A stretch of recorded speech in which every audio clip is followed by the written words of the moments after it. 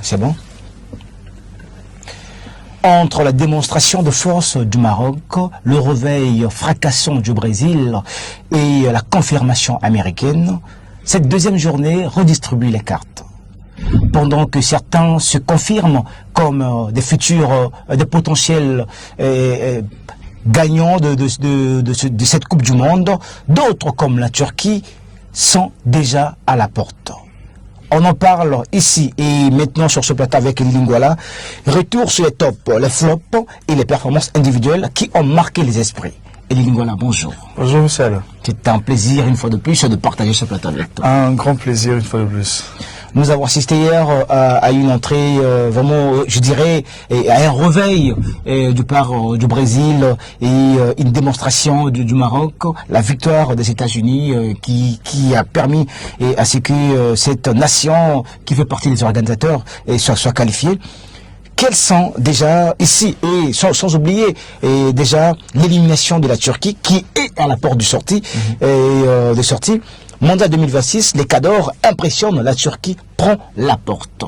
Comment déjà expliquer le Maroc qui a fait un match nul face au Brésil? Là, c'est déjà important de revenir sur ça. Un match nul face au Brésil, au géant brésilien, et qu'on a parlé. Mais face à l'Écosse, et le Maroc, bien que a gagné par 1-0, a eu quand même à rayonner sur le terrain. Si, monsieur, là, c'était un très beau match et un très beau football aussi.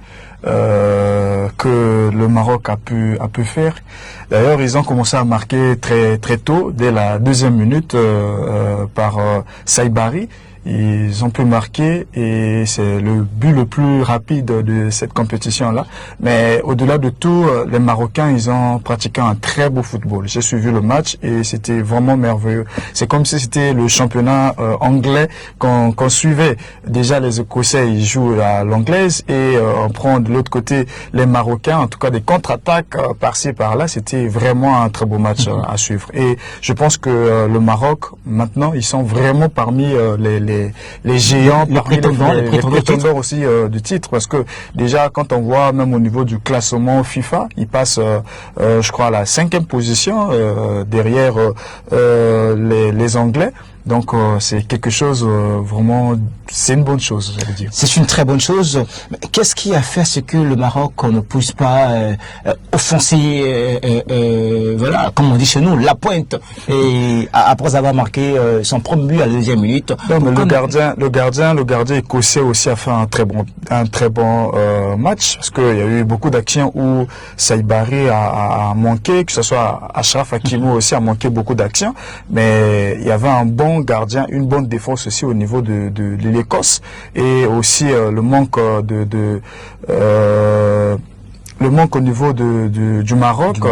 Brahim Diaz, à un moment donné, il peut rentrer, il crée l'occasion, mais faire la passe, il fait pas la passe bien. Il y a eu vraiment beaucoup de ratés, beaucoup de manqués au niveau de flops. Ouais, beaucoup de flops au niveau du Maroc. Est-ce que oui, nous savons le Maroc